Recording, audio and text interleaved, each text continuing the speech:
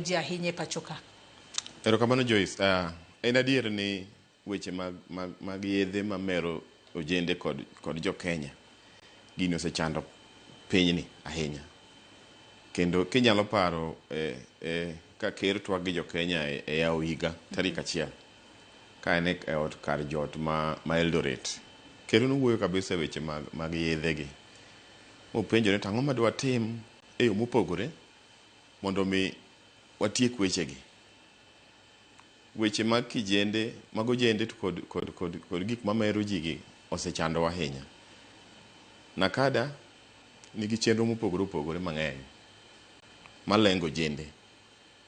Mokwongo tik en adier ni week mokadho nche wan gi gimiluongo kizungu luongo ni National Awareness Prevention Week. Tiende ni en ang'o madwa tim mondo wageng' ojende mondo kik ti gi yedhe gi. Ne wan gi chenro mopogore opogore e counties wa 47. Wachako wuok tich odhi adhiya nyaka tich abich nyaka ngeso. To ka oromo tich ang'wen Thursday wabedo gi bura magalamoro maduong' ahinya Kenya School of Government. Mane ji ochokore, ji obiro kanyakla.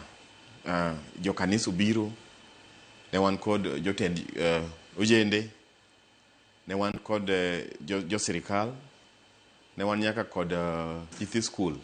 Anyalo paro ka ne wan gi nyithi skul mowuok Lenana, Daystar University, gibiro mondo mi wapor wach kanyakla e weche mag yedhe gi. So en adier ni waseketo programs mopogore opogore moso mar puonjruok gi nyithi skul, nyithi university ni mbalariany mondo mi wang'e ta nang'o madwa tim mondo wageng'. To kiwacho ni useketo programs mopogore opogore, adiera sani bende waneno ka kit rawere mwantiere godo kata kit rawere mwantiere godo mag Gen Z gin rawere mwanyalo wacho ni gin mago ma gintiere kod rieko mopogore opogore. Un kaka Nakada, duol ma sirikal omiyo teko mar mondo mi othir kata oked kod yedhe mamero ji e pachoka, bende nitiere riekni moko ma osebiro godo mar mondo mi kinde ma rieko mag rawere medore to Nakada bende bedo kod rieko mamoko minyalo konye thiro godo kata duoko chien yedhe mamero ji e kind rawere pachoka e Liki. Eng'eni wawacho ni mondo mi wadil gi wachni maber, nyaka wakaw ojende mondo wakete e center ma discussion. Mondo mi gibed achiel kuom sama wawacho weche gi. Tiende ni ok enena ni ng'ato oyu mak gi njaga kata mak gi cocaine kata mak gi heroin ni mak titere jela. En ni nyaka gibed e iwa wapuonjre kodgi. Kizungu luongo ni advocacy.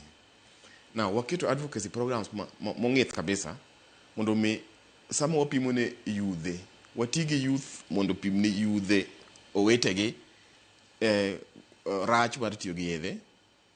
Now, sama watimo mano, nitiere nonro mwajatimoga. Watimo nonro e universities, e secondary skunde, kendo nonro gi nyiso waga ng'eny gi ni yawo. Nyaka bed ni ji chako tiyo gi yedhe gi kapod gitindo kabisa. Kuonde moko jo higa 12 osechako tiyo gi yath, jo higa 14, jo higa 18. Koro wakelo gi to wapimo gi ni tiyo gi yath kapod itino ok en gima ber. So sama kwasetimo nonro gi to sama koro wayango results mag nonro gi to waluongo gi to wabedo kodgi. To ka ng'adi mana matin Liki Lamosenya kuom ng'adi wacho ni utimo nonro mar mondo mi ufweny ne ji seche moko chako tiyo kod yedhe ka gi jo higni adi. To kinde ma useyango ni seche moko ng'ato tiyo kod yedhe mamero ji ka gintiere jo higni 12 nikech wang'eyo ni gino maduong' mana Nakada temo timo en mar mondo mi otiek chuth mano tiyo kod yedhe mamero ji ahinya nyate kendo ojende ma pachoka. To bedu dok chien mar mondo mi ung'iyane ni to ang'o momiyo rawerani ochako tiyo kod yath mar mondo mi ugeng'ane gigo momiyo kata gik manyalo dhiro rawere mar mondo mi oti kod yedhe mamero ji mar mondo mi koro rawere mamoko makoro pon kik donje midhiero maket kod mamoko makoro nosechako tiyo kod yedhe mamero ji. Nitie yore ariyo. Number 1 en ni wadwa geng'o siso mar tiyo gi yath. Wageng'e nang'o? Nitie kaka kiwuotho e kuonde ma ji odake gi, alwora mwadake gi. Ibiro yudo kojende tiyo gi yedhe gi e yo mamalo ahinya.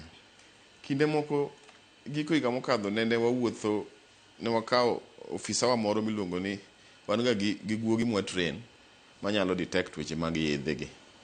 Koro kwakawo guogno wawuotho go e mall gi kuonde ma ji rade mang'eny ma yudhe ojende rade gi. Tiyudo ka guok sama tin nyisowa ni ka osiko siemo ka gi ka. Tiende ni gima ne watemo wacho ni rowere mang'eny sama kama tiyo gi yedhegi.